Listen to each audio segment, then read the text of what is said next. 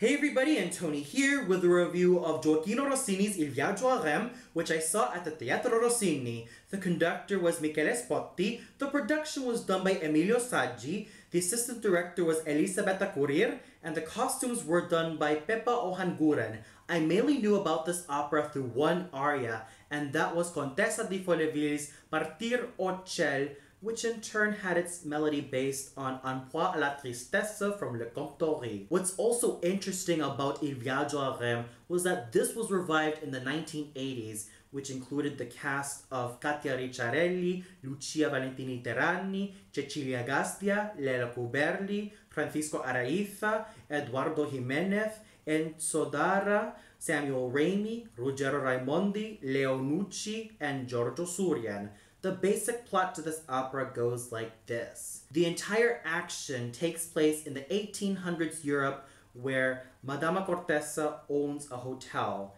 In turn, we also have the oncoming arrival of one King Charles II, and she and all the other workers are trying to prepare for that very special event. Meanwhile, we also have a colorful cast of guests coming over to the hotel, not only to stay for a couple of nights, but also for their oncoming journey to Reims. And those include the Italian opera diva Corinna, the French noblewoman La Contessa di Folleville, the Polish noblewoman Marchesa Melibea, the Russian Conte di Liebenskopf, the German Baron di Trombonok, the Spaniard Don Alvaro, the Italian Don Profondo, and many other colorful casts of characters. And as one can tell, hijinks ensue, in which Lord Cini pines for Madama Cortese.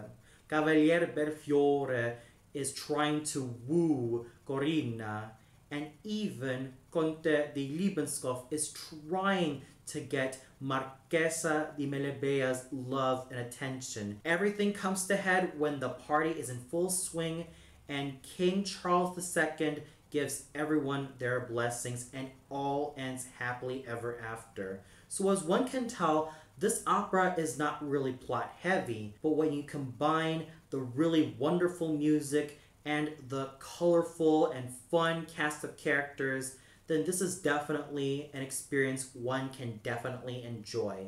And now let's get on to what I thought about the production. Overall, I found it to be quite interesting, as the action was basically transported from the 1800s Europe all the way up to, I would say, the 21st century, with the entire shebang taking place in a resort in which everyone is wearing white in the first half, and we also see that there are benches lined up, and before the second half comes to full swing, we see all of the characters dressing up in black gowns and black suits and ties. And in the second half, we get to see the guests dancing and having a little bit of a party before the arrival of the young King Charles II, which he was led by a retinue of other children and some governesses, which I thought was rather cute. So overall, I found this production to be quite enjoyable from beginning to end, even though I would have loved to have a little bit of variety in the costumes,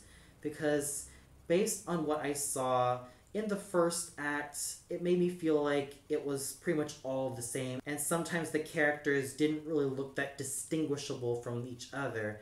But the second half, in terms of the costumes, I thought was a lot better. So overall, the entire production could have done much more in terms of really being a lot more varied, but still, it was a very fine package from beginning to end.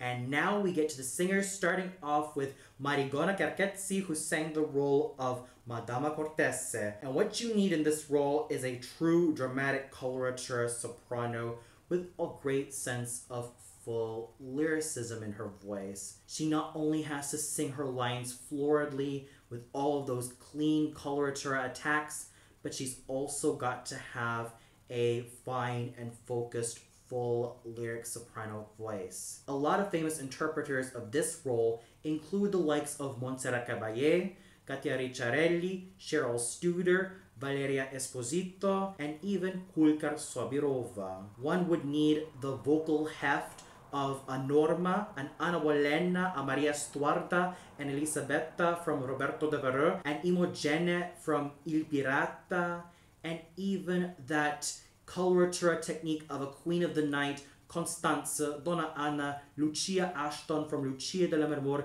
Violetta Valeri from La Traviata, and even a little bit of that spinto color of Elvira from Hernani, Lucrezia from I Due Foscari, Amalia from I Masnadieri, Giovanna d'Arco from, of course, Giovanna d'Arco, Semiramide, Matilde from Guillaume Tell, and even the more lyrical lines of Mimi from La Bohème, Antonia from Le Comte d'Hoffmann, and Magda from La Rondine. When one combines true dramatic coloratura singing with a full lyric soprano tone, then this role can definitely come to life. And I thought that Marigona Carchezzi was an absolute star from beginning to end. I love the color of her voice. It is one of those grand sounding, dramatic coloratura soprano voices which sounds full and rich, but nonetheless sounds lovely and agile all throughout the registers.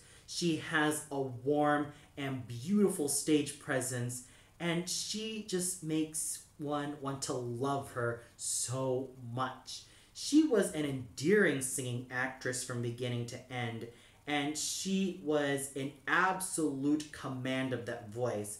For someone who's still quite young, I can definitely see a great future with Miss Carchezzi. In 10 years' time, I'm sure she'll be singing roles like Luisa Miller, Ana Bolena, Maria Stuarda, Elisabetta from Roberto de Vereux, Amalia from I Masnadieri, Antonia from Le Comte d'Hoffmann, Marguerite from Faust, Marguerite de Valois from Les Huguenots, and many other great roles for a dramatic coloratura soprano. I definitely can sense a major future for this beautiful, young, dramatic coloratura soprano who is just so full of potential to bloom, and she was just a great artist from beginning to end. Corina was sung by the equally lovely Francesca Tassinari, and what you need in Corina is a light lyric soprano. And even though this is not a high singing role like Lacme, Philine from Mignon, Ophelia from Hamlet,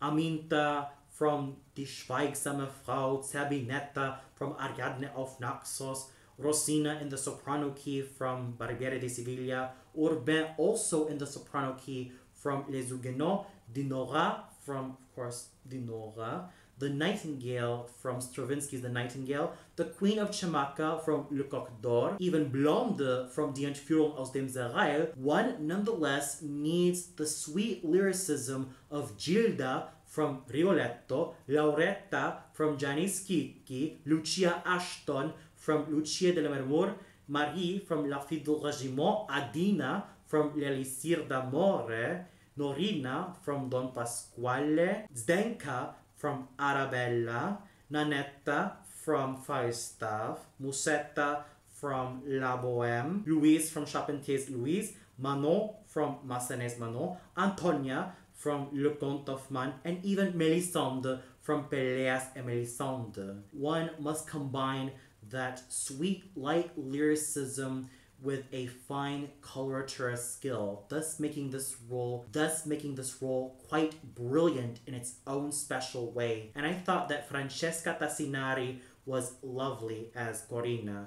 First of all, she has a light and breezy, silvery lyric soprano voice, which was so pleasing to the ears, and she is not one of those super high singers.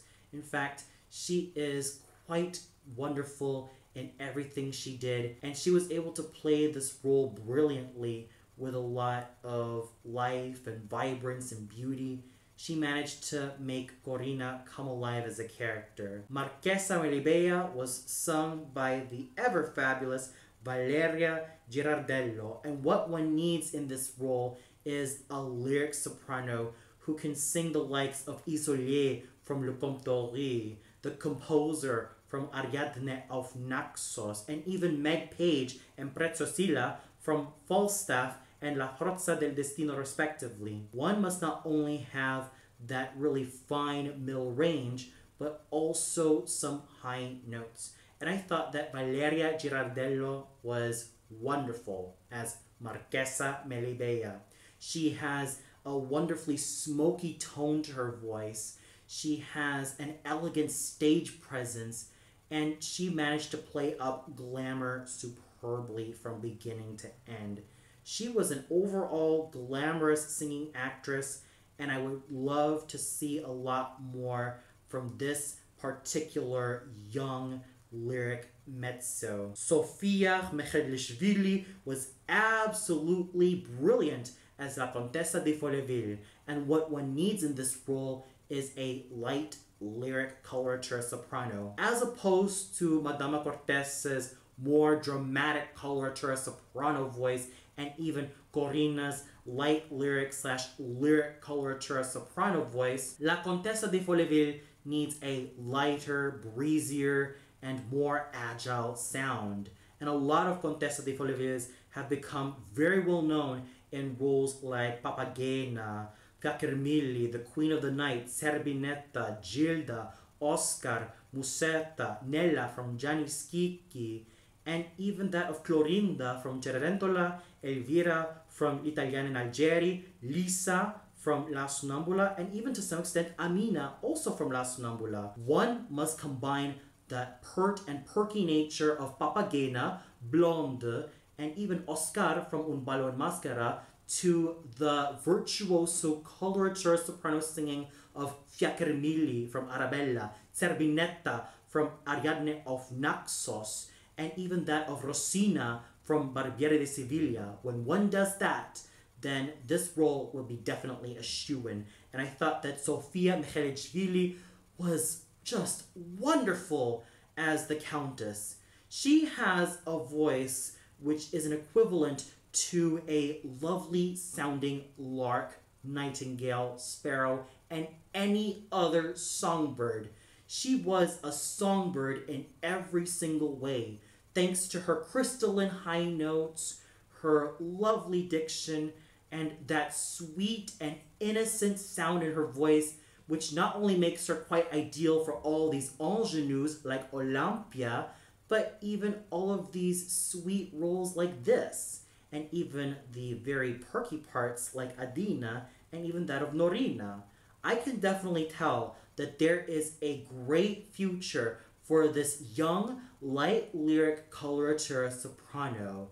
The way she was able to embody Contessa de Folleville was absolutely amazing. She was brilliant in every single way, and she was a shining star. Then we go to Il Conte di Libenskopf, who was sung by Rosil Gattin. And what you need in this role is not only the high singing of a Percy from Anna Bolena, Idreno from Semiramide, Leicester from Maria Stuarda, Edgardo from Lucia del Mermur, Roberto de Vereux from Roberto de Vereux, Belmonte from Die Entführung aus dem Serail, Don Ottavio from Don Giovanni, but you also need to have that slight heroic quality of Idomeneo, Eleazar from La Juive, Carlo Moore from I Masnadieri, Carlo from Giovanna d'Arco, Jacopo Foscari from I Due Foscari, Ernanni from Ernanni, Arrigo from both I Vespri Siciliani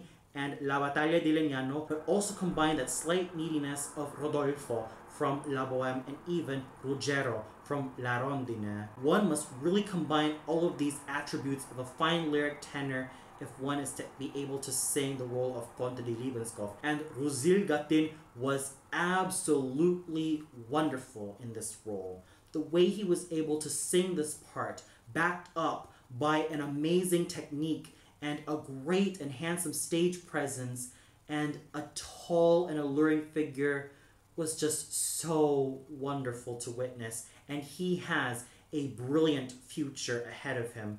I would love to see a lot more of this young tenor and his career go much further and bloom with flying colors, as he has a fine bel canto technique to his voice, and he was an absolute star in his own special way. And he had a dashing stage presence. He was noble from beginning to end, and he just makes me want to like him. That's how much I was able to be so invested in his performance, and I would love to see where his career would go. Alastair Kent was an absolutely fun Cavaliere Belfiore, and what you need in this role is not only the great comedic timing of Pedrillo from Die Entführung aus dem Serail and even that of Alfred from Die Fledermaus, but also that pure virtuoso singing of Edgardo from Lucia della Mermor, that youthful tone that one would love in roles like Nemorino, Tamino, Ernesto from Don Pasquale, Arbace from Idomeneo, Ferrando from Cose fan tutte, Vogelsang from Der Schauspieldirektor, and even that of the Duke from Rigoletto, and combine that with the more lyrical singing of Rinuccio from Gianni Schicchi, Gérald from Lacme, and even Tonio from La Fille de Regiment. This role is quite a high singer and really does call for a superb light lyric tenor to also counteract with Conte di Liebenskopf's more full lyric tenor sound. And I thought that Alastair Kent was an absolute charmer. He was absolutely wonderfully charming in this role. He had such a youthful presence, so vibrant and so exuberant that it was hard to take my eyes off of him. And his chemistry with Francesca Tassarini's Corinna was so palpable. It makes me wonder if these two would also sing the likes of Nemorino and Adina, Tonio and Marie, Tamino and Pamina, De Grieux and Manon, and even that of course, Romeo and Juliet. I cannot wait to see these two really fine young singers in these roles, as they had superb chemistry. But as a standalone singer, Alastair Kent was absolutely handsome in his own special way. Then we have Il Baron di Trombonok, who was sung by Michael Bort. And what you need in this role is either a dramatic baritone or even that of a buffo bass baritone. One must combine the metallic quality evidenced in roles like Nabucco, Klingzor, Alberich, Telramund, Kurvenal, Scarpia, Jack Rance, and combine that with Gianni Schicchi's superb comic timing. That is just how much of a challenge this role can be for either a true dramatic baritone or even that of a basso buffo. And I thought that Michael Bort, as always, was a handsome and wonderfully tall and elegant singer. His voice was really elegant from beginning to end. It was focused, it was handsome, and he had the magnificent stage presence to boot. He was quite commanding on stage, but was nonetheless quite the charmer, as I was basically involved in his performance from beginning to end. Then we go to Don Alvaro, who was sung by Gurgen Baveyan, and this role is quite the opposite of Baron di Trombonok's more metallic sound. And what you need in this role is a cavalier baritone. A lot of Don Alvaros would also flock to sing the likes of Valentin from Faust, Mercutio from Romeo et Juliet, Golau from Peleas et Melisande, Don Carlo de Vargas from La Forza del Destino, Rodrigo di Posa from Don Carlo, and many other roles for a true cavalier baritone and even that of a lighter dramatic baritone. And I thought that Gurgen Baveyan's voice was absolutely fine and youthful all throughout. And he had an equally dashing stage presence to boot. And on top of that, he's got a brilliant future ahead of him. What I do like about his voice is that it is focused and quite clean.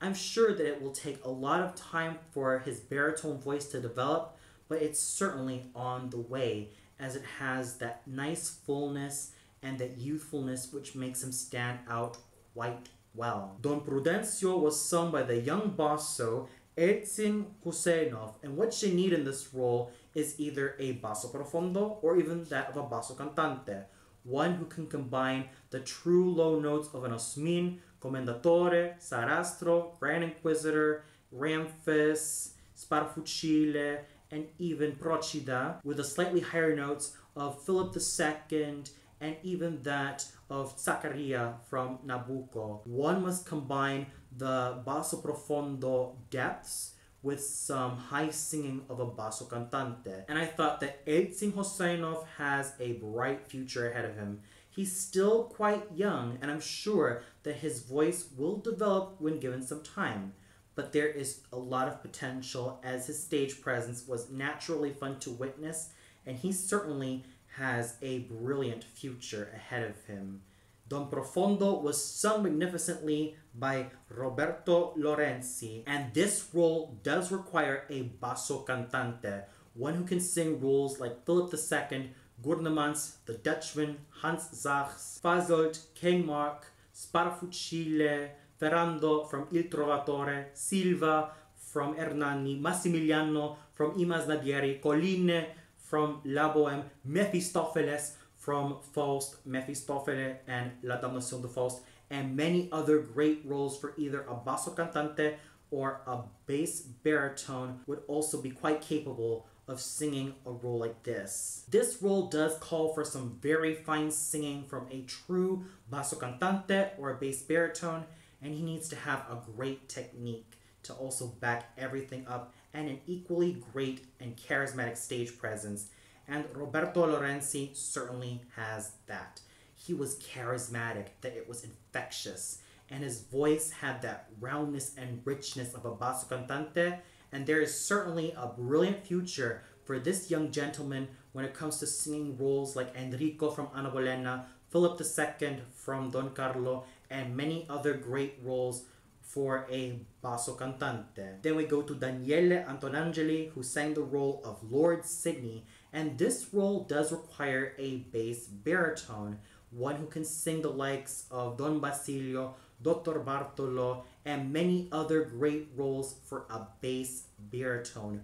One must combine such deep, low singing with some true high notes that also reach up to either an F or a G. And I thought that Daniele Antonangeli was absolutely dashing as Lord Sydney, as he had a tall and elegant stage presence, and he was charismatic from beginning to end. We also had such brilliant singing from Oscar Ore's virtuosic Don Luigino, Nuluvuyesumopofu's gorgeous and lovely Delia, Martiniana Antonia's lovely Maddalena, Emanuele Faraldo's absolutely gorgeous Zeffirino and Gaisomino, and of course, the fine singing done by Alexander Utkiew's wonderful Antonio. So overall, the singing from all of these young artists was outstanding. The singing was so great that I would have loved the tenor soloists of Rusil Gatin, Alistair Kent, and Oscar Ore, and the soprano soloists of Marigona Kerketsi, Francesca Tassinari, and Sofia Michalishvili to all sing a huge high D to end the entire opera. I would have loved to hear that, as that would have been very thrilling to witness, and that would have been an amazing end.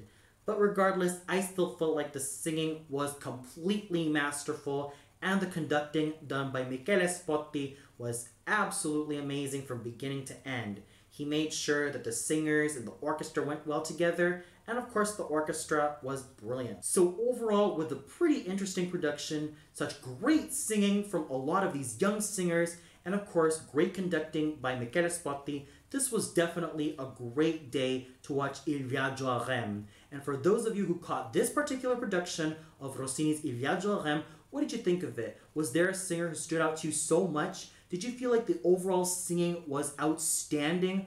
Or did you feel like there was something that just didn't really hold up so well? Comment below and let me know. Well, that's all for now. Be sure to tune in tomorrow for my review of the Luca Pisaroni concert. So until then, good night everybody.